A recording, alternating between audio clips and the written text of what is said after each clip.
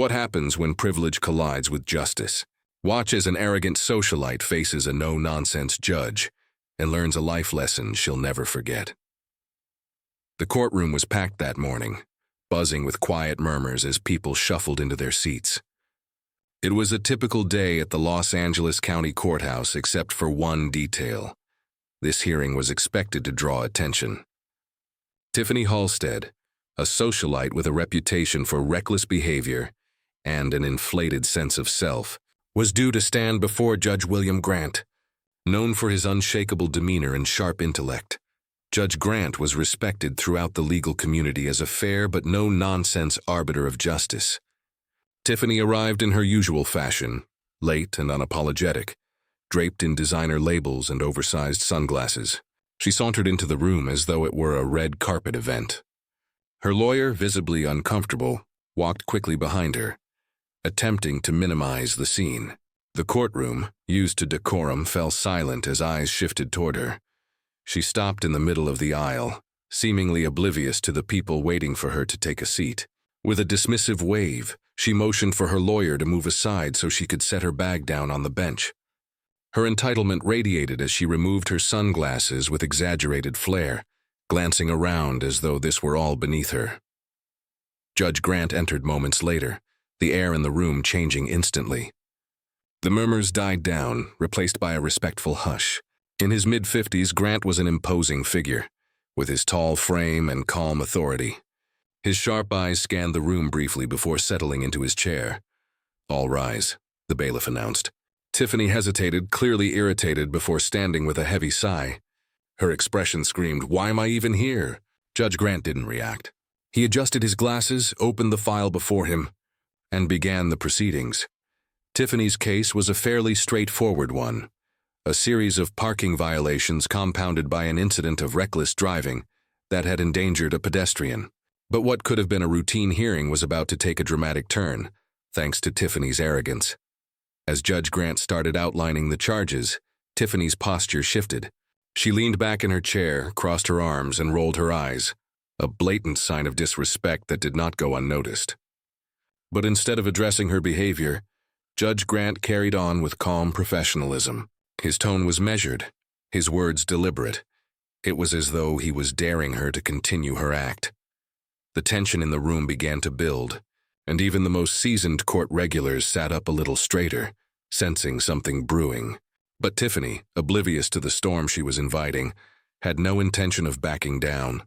Tiffany shifted in her seat, her irritation becoming more pronounced with every word Judge Grant spoke.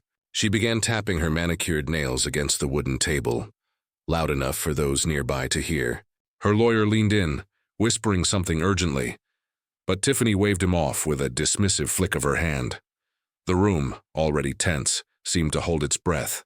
When Judge Grant asked her to confirm her identity, she barely glanced up. "Yeah, that's me," she said, her tone laced with indifference. A collective murmur rippled through the room. Judge Grant's expression remained calm, though his eyes lingered on Tiffany for a moment longer than usual. "Miss Halstead," he began, his voice steady. "In this courtroom, we adhere to a certain level of decorum. Suggest you adjust your tone accordingly." Tiffany smirked, as though the judge's words were some sort of joke. She leaned back in her chair, twirling a strand of her blonde hair between her fingers. "Sure thing, Your Honor," she said, her voice dripping with sarcasm. Gasps echoed softly through the room. The court reporter paused briefly before continuing her transcription. Even Tiffany's lawyer buried his face in his hands, visibly mortified. Judge Grant, however, remained unflappable. "Miss Halstead," he said again, his voice firm but calm, "do you understand the charges brought against you today?" Tiffany rolled her eyes again, this time audibly sighing. "Honestly, no. I mean, it's just some dumb parking tickets. And what? Someone getting scared because I hit the gas too hard? This is a waste of time." The courtroom fell silent. All eyes were now on Judge Grant, who carefully closed the folder in front of him. He removed his glasses, placing them deliberately on the bench. For a moment it seemed as though time itself had paused. "Miss Halstead," he said slowly, his voice calm but carrying an unmistakable weight. "I would advise you to choose your words carefully from this point forward. The gravity of his tone caused even the most disinterested court spectators to sit up. But Tiffany, still oblivious to the seriousness of the situation, simply shrugged. "What? It's true," she said, leaning forward this time. "It's not like I hurt anyone.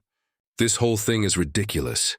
But what Tiffany failed to realize was that her words were no longer falling on deaf ears. Judge Grant's silence spoke volumes, and the courtroom was about to witness a response they would never forget. Judge Grant leaned back in his chair, his piercing gaze fixed on Tiffany. The room remained silent, the weight of the moment pressing down on everyone present. Even Tiffany's lawyer, who had been shuffling papers nervously, stopped to glance at the judge. "You believe this is ridiculous, Miss Halstead?" Judge Grant asked, his tone steady, almost conversational. He didn't raise his voice, but the authority in it was impossible to ignore. Tiffany scoffed. "Yeah, I do. I mean, come on. It's not like I robbed a bank or something. This is just overkill." She waved her hand dismissively, as though brushing away an imaginary nuisance. Judge Grant nodded slowly, folding his hands on the bench. "I see," he said, his calm demeanor only heightening the suspense, making the spectators edge closer to the edge of their seats. "Let me clarify something for you, Miss Halstead. The charges against you include not only reckless driving, but also endangering a pedestrian's life. The law does not measure accountability by the size of the crime, but by its impact. Do you understand that?" Tiffany rolled her eyes yet again, muttering under her breath. Sure, whatever you say." The whisper was soft, but it carried in the silence of the courtroom. The judge's face remained composed, but there was a shift, a slight narrowing of his eyes, a pause that signaled something was about to change. "Miss Halstead," Judge Grant began, his voice still calm, "do you recall the incident from 2 weeks ago, the one that brought you here today?" Tiffany shrugged, looking bored. "Some guy stepped off the curb, I honked, he moved." "End of story." The judge raised his eyebrows. "End of story, you say?" "Yeah," she said, crossing her arms. "No harm, no foul." But Judge Grant wasn't finished. He reached for a document on the bench, flipping through it with measured precision. Then he addressed the courtroom. "Let the record show," he said, his voice carrying authority, "that the pedestrian in question, Mr. Edward Lopez, was a 67-year-old retired teacher. He was crossing the street legally when Miss Halstead accelerated toward him, causing him to stumble and injure his wrist. He has since required medical attention and continues to experience pain." Tiffany's smirk faltered for the first time. She glanced at her lawyer, who whispered something to her, but she waved him off again. "I didn't hit him," she muttered. "He was fine." "Miss Halstead," Judge Grant continued, now directing his full attention back to her, "does this sound like no harm, no foul to you?" But before Tiffany could open her mouth to reply, Judge Grant's next move would make it abundantly clear that her actions had far-reaching consequences. Consequences she could no longer ignore. Judge Grant's steady gaze remained fixed on Tiffany, his voice measured as he continued. "Miss Halstead, your perspective on this matter is troubling, not because of the charges themselves, but because of your refusal to acknowledge the weight of your actions." Tiffany leaned back in her chair, feigning nonchalance, though the growing tension in the room was impossible to miss. "Look, I said I didn't hit him. People are so dramatic these days." That comment elicited a few gasps from the courtroom gallery. Judge Grant tapped his pen lightly against the desk, pausing for a moment before speaking again. "Dramatic," he repeated, his tone still even. "Would you like to hear from Mr. Lopez himself, Miss Halstead? Because he's here today, in this courtroom." The air grew thick with anticipation. Tiffany's confident facade wavered. Her eyes darted briefly toward the gallery. A man in the second row, Mr. Lopez, sat quietly, his arm in a sling. His weathered face showed no anger, only a kind of quiet disappointment that seemed to cut deeper than any harsh words could. Tiffany shifted uncomfortably in her seat, but her defiance wasn't entirely gone. "I'm sure he's fine," she muttered, though her voice lacked its earlier bravado. Judge Grant leaned forward slightly, his presence commanding the room. "Miss Halstead, your dismissal of this man's pain speaks volumes about your character. But this isn't just about him. It's about the precedent we set when individuals of privilege believe they are above accountability." The courtroom was so silent that even the faint scratch of the court reporter's pen could be heard. All eyes were on Judge Grant now, waiting to see what he would do next. Then, with a calm that belied the weight of his words, he said, "Since you seem unconcerned about the consequences of your actions, perhaps it's time you experience them firsthand." Tiffany blinked, her earlier bravado crumbling. "What's that supposed to mean?" she asked, her voice tinged with genuine worry for the first time. Judge Grant didn't answer immediately. Instead, he gestured toward the bailiff, who handed him a small stack of papers. The judge began reading aloud, detailing the fines, mandatory community service, and court-ordered sensitivity training Tiffany would need to complete. But it wasn't the penalties themselves that made the biggest impact. It was the way he delivered them, weaving in a powerful message about privilege, empathy, and the responsibility that comes with living in a shared society. But what truly shook Tiffany, and the entire courtroom, was the unexpected final decision Judge Grant announced, one that would make her confrontation with reality unavoidable. Judge Grant set the papers down, his gaze steady and unwavering. The weight of his next words seemed to fill the room before they were even spoken. "Miss Halstead," he began, "I have reviewed the details of this case extensively. Given the severity of your actions and your blatant disregard for accountability, I am issuing a sentence that I believe will not only address the legal violations, but also provide you with a much-needed perspective." Tiffany sat up straighter, her earlier flippancy replaced by a flicker of unease. "Perspective?" she echoed, her voice edged with disbelief. "Yes," Judge Grant said firmly. "In addition to the fines and 200 hours of community service, you will spend the next 30 days volunteering at the downtown women's shelter. You will work directly with individuals who have faced hardship, often through no fault of their own. Perhaps then you'll understand the impact of carelessness and entitlement." A collective murmur spread through the room. This wasn't the typical sentence one expected in a case like this, and the crowd's mixed reactions were palpable. Some nodded in approval, others exchanged incredulous glances. But the most telling reaction came from Tiffany herself. "You've got to be kidding me," she said, her voice rising. "You want me to what? Hang out with homeless people? That's not my problem." Judge Grant's face didn't change, but his voice grew colder. "Miss Halstead, it is precisely that mindset that landed you in this courtroom today. Your actions reflect a lack of understanding, a refusal to see how your choices affect those around you. This is not a punishment. It is an opportunity for growth. And let me be clear, failure to comply will result in a much harsher sentence." Tiffany's lawyer tugged at her sleeve, whispering urgently, but she yanked her arm away. "This is insane. You can't force me to do this." Judge Grant raised a hand, silencing her outburst. "Miss Halstead, this court has the authority to enforce community service as part of your sentence. You will report to the shelter by 8 a.m. each morning, and your supervisor will provide weekly progress updates. Should you fail to cooperate, I will see you back in this courtroom under far less favorable circumstances." The room was silent again, the weight of Judge Grant's words hanging heavily in the air. Tiffany's face flushed with anger, but for once she said nothing. She simply sat there, stunned and silent. But the moment wasn't over yet. Judge Grant's final remarks would leave a lasting impression. Not just on Tiffany, but on everyone in the room. Judge Grant adjusted his glasses, his calm demeanor unshaken despite Tiffany's visible defiance. He let the silence stretch for a moment, ensuring his next words would land with full force.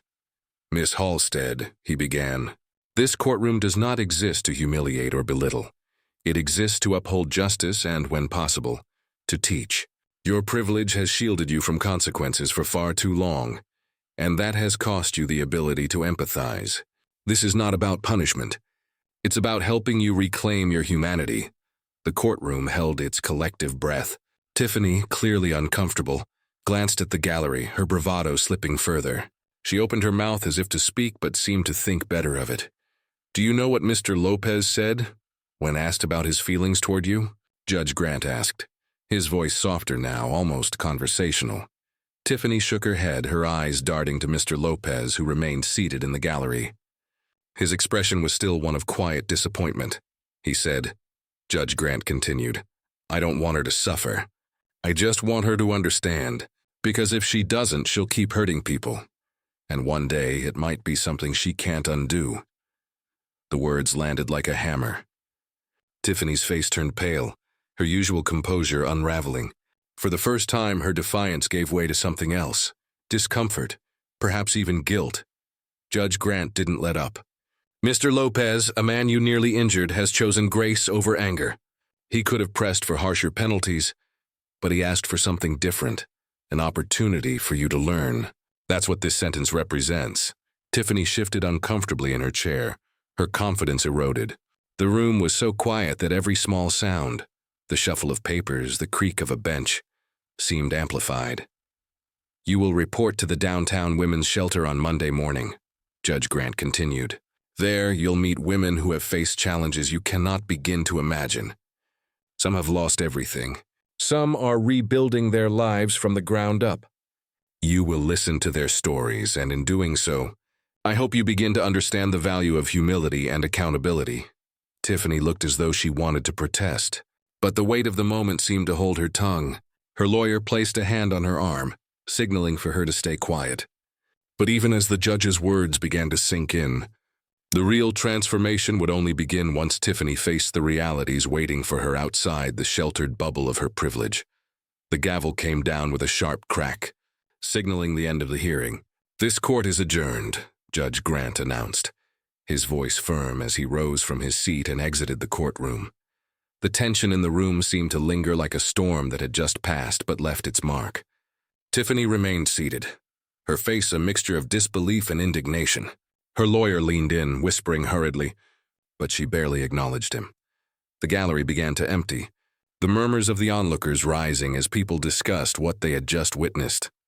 Mr. Lopez stood slowly, his slung arm a stark reminder of the incident that had brought them all here. He glanced at Tiffany as he passed, his expression still kind but resolute. She avoided his gaze, staring instead at the table in front of her. Outside the courthouse, reporters had already gathered, eager to capture the fallout from the dramatic hearing.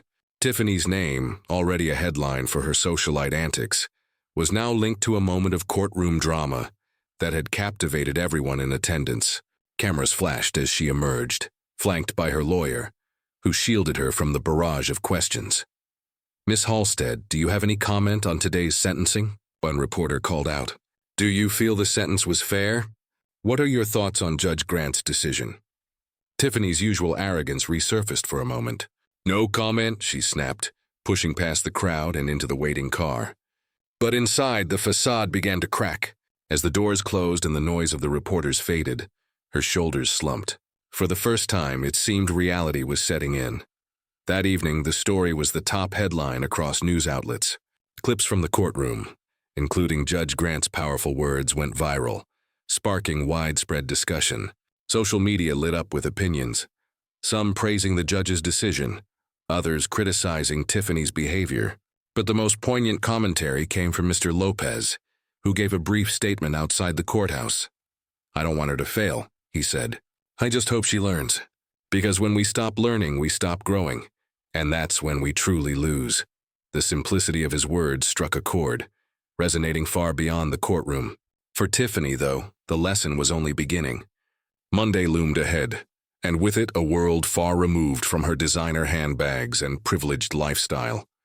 But what Tiffany would soon discover was that real change doesn't come from being told. It comes from seeing, from doing, and from feeling the weight of someone else's reality. Monday arrived with an unfamiliar chill for Tiffany, both in the air and in her chest. She stood outside the downtown women's shelter, her oversized sunglasses hiding the hesitation in her eyes. The building was modest, bustling with activity as volunteers and staff hurried about.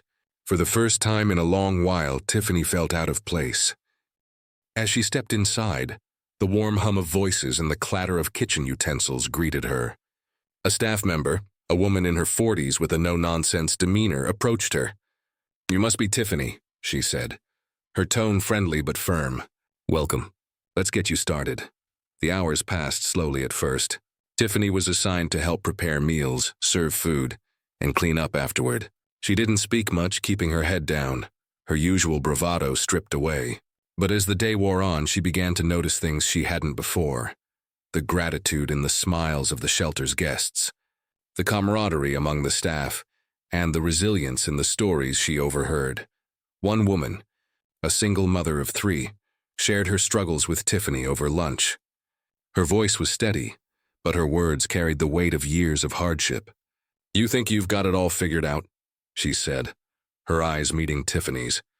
"But life has a way of teaching you what really matters."